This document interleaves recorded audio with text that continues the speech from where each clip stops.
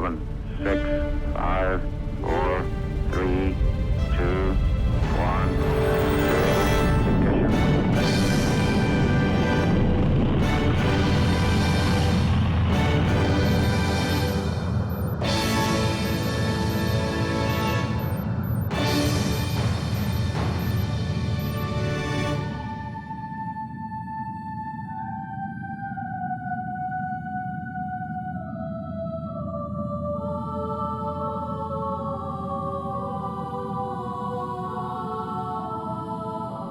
Le singe. Quelle étrange relation nous unit à cet animal pour qu'il nous précède dans l'espace, tout comme il nous a devancés sur la Terre.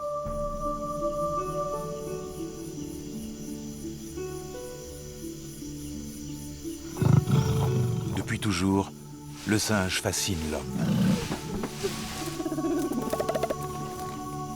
Car tous deux possèdent d'étonnantes ressemblances.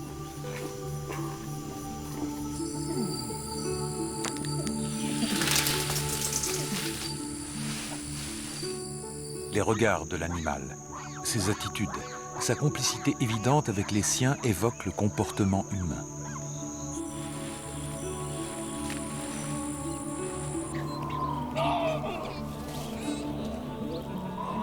Mais il sait aussi se révéler terrifiant.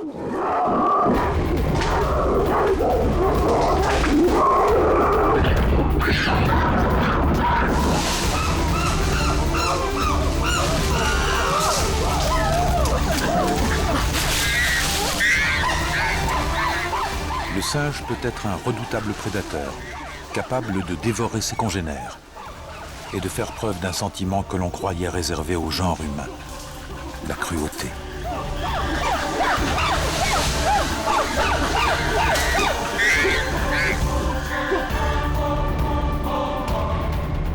Sa troublante proximité avec le singe a marqué l'imaginaire de l'homme. Elle a donné naissance à de nombreuses croyances et représentations. Dans les temples hindouistes de Bali, la danse du singe raconte l'épopée victorieuse de Hanuman, le dieu singe. Une divinité bienfaisante et courageuse dont le Ramayana vante les prouesses. Dans la forêt de Dandaka, le roi Rama régnait en paix aux côtés de son épouse, la reine Sita, la plus belle femme du monde.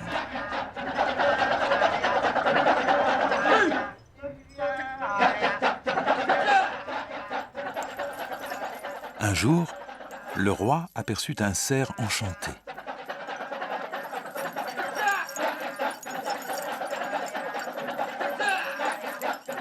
Il décida de partir le chasser et quitta bientôt son royaume.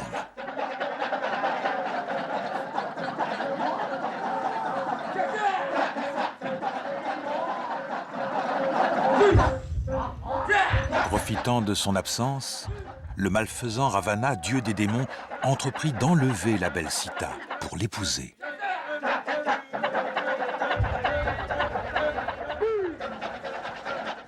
Il parvint à l'arracher au cercle magique dans lequel elle s'était réfugiée.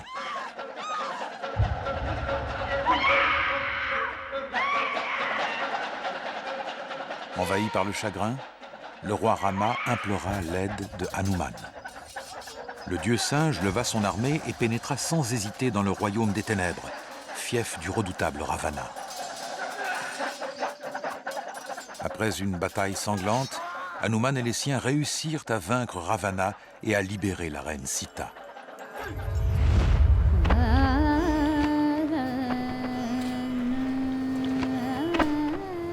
Depuis, le singe est vénéré dans la religion hindouiste. À Bali, en Indonésie, mais aussi et surtout en Inde, comme dans la ville de Jodhpur, située au nord-ouest du pays.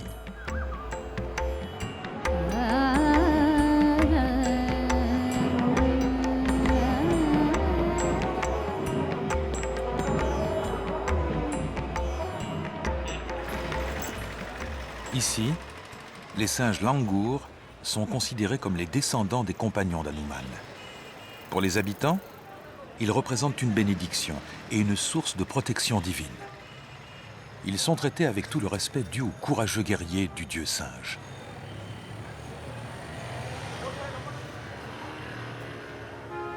La ville entière est leur royaume, leur terrain de jeu.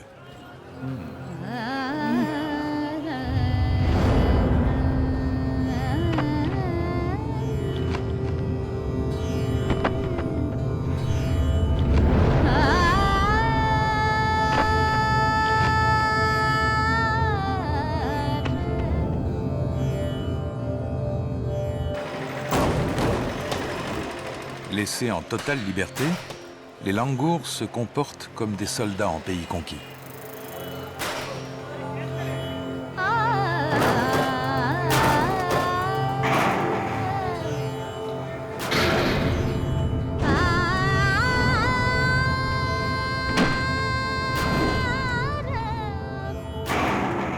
Pour se déplacer, ils volent de toit en toit, véritables petits dieux vivants.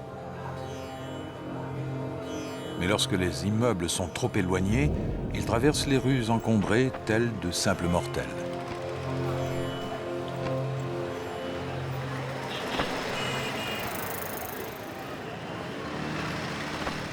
Seul le regard bienveillant des passants trahit leur statut très particulier. Jodhpur est le centre commercial d'une importante région agricole. Beaucoup d'habitants vivent de la vente de leurs fruits et légumes.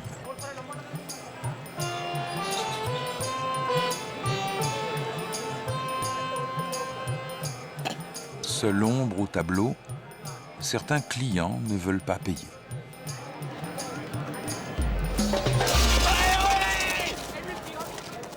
Il est pourtant difficile de s'en plaindre. Après tout, c'est un honneur de nourrir les compagnons du dieu singe. Autrefois, les Langours vivaient dans la forêt. Mais elle s'est considérablement réduite, obligeant les singes à se réadapter à un nouvel environnement. La vie citadine a ses avantages, mais aussi ses dangers. À Jodhpur, l'électrocution est la première cause de mortalité des bébés singes. Leur mère n'est pas la seule à les pleurer. Recouvert d'un linceul portant le nom du dieu Rama, l'animal est entouré d'attentions et de prières, comme un être humain. Ce rituel a pour but de purifier son âme et de préparer sa réincarnation future.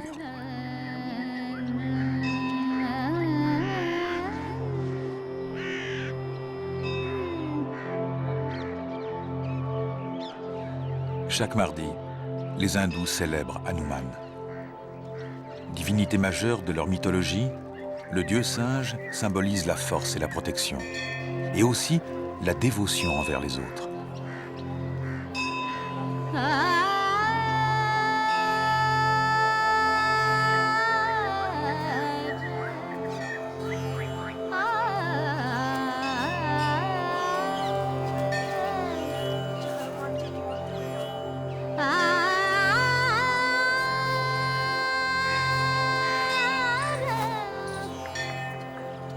Des offrandes sont préparées en l'honneur de ces troupes, qui ont vaillamment combattu à ses côtés.